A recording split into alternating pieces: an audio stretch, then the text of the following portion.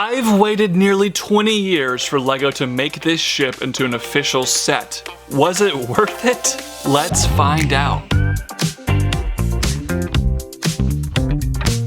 Hello everybody, the Brickologist here with another LEGO Star Wars 25th Anniversary set review. Today we have set number 75377, The Invisible Hand. This set retails for about $50 US, contains 557 pieces, and here is a front look at your 18+ box art. The back of the box showcases some other angles and a picture of the ship from the actual film. One instruction manual with 117 pages of building is included here, and the front has some additional information about the Invisible Hand. This right here, we're still flying an entire ship. Was that supposed to be like a fun little play on words, or did they just straight up get the quote from the movie wrong? Either way, I think it was a poor decision. There's some more specs in a few different languages about the Invisible Hand, which is very cool. Additionally, there are some Easter eggs throughout this manual, and I'll kind of talk about those later on in the review because they have to do with the build itself. Before we start flying half a ship, I'd like to remind you all to please consider liking this video, commenting on the video, subscribing to this channel, clicking that bell for new video notifications, and becoming a channel member. All of that goes a long way for me making the reviews like the one you're about to watch. And here it is, everybody, the Invisible Hand on its display stand. I'm so happy to have this vehicle in LEGO Star Wars form. Doesn't it just look magnificent? Okay, that was probably one of the stupidest jokes I've ever made in a review, but I just kind of had to do it. Alright, for real this time, here is the Invisible Hand on its display stand. There is a nice printed piece that says Invisible Hand along with LEGO Star Wars. Additionally, you get an extra plaque with the 25 years of LEGO Star Wars logo printed on there. I think those look fabulous. If you don't want that plaque, you have the option to swap that out for a great piece. I like the plaque personally, but I know some people don't. If you don't like the ship on the display stand, it is pretty easy to actually remove it like so, which is pretty nice. However, it's going to be a bit awkward to display, especially with the bottom view. But while we're here, there actually is a lot of detail from the bottom. There are some anti-studs right here that don't look amazing, but not too many, and they actually smoothed off a lot of the bottom and gave it some great shaping, which is just above and beyond for LEGO. Moving in a little bit closer, the micro details here are fantastic. Some of the part usage is also just so cool, like the figure skate piece right there. I think that is awesome.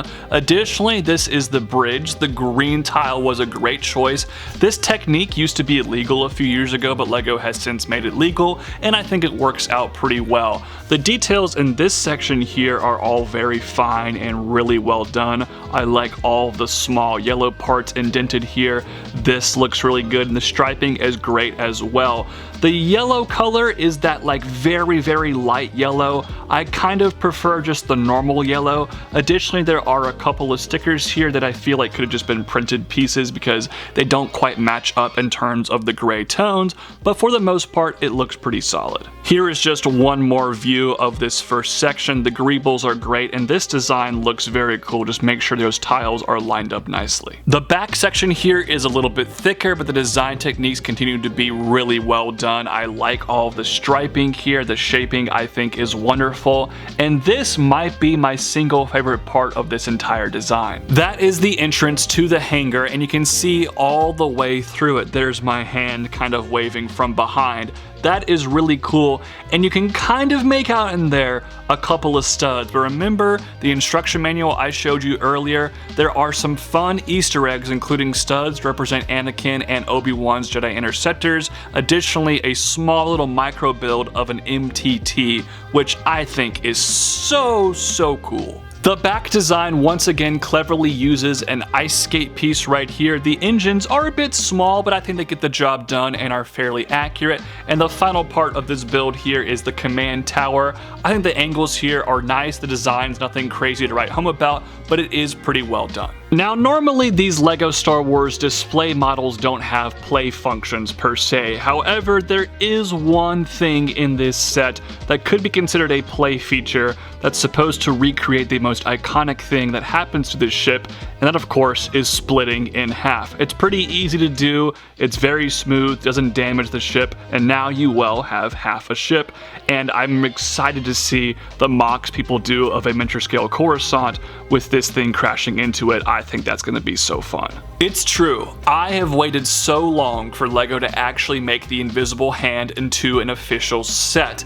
And this is not exactly how I envisioned it. I kind of thought we'd get a playset similar to 2012's The Malevolent, like $150 or so, with all sorts of minifigures, or maybe, if we're lucky, a big UCS set like the Venator that's just absolutely massive. Neither of those came true. Instead, we got it as part of the newly formed Starship Collection. And look, I prefer big playscale sets, I prefer UCS sets to this style, but I'm gonna be happy with what we got here, and this design is really well done. The flaws are minimal, the display value is great, and I think the price is really good as well. $50 for over 500 pieces and a nicely sized model. I have no complaints about the value of this set. I'm very happy with this set, and I hope it sells well so LEGO takes note and makes a bigger version in the future, but for now, this will have to do, and I think it's a pretty satisfying build.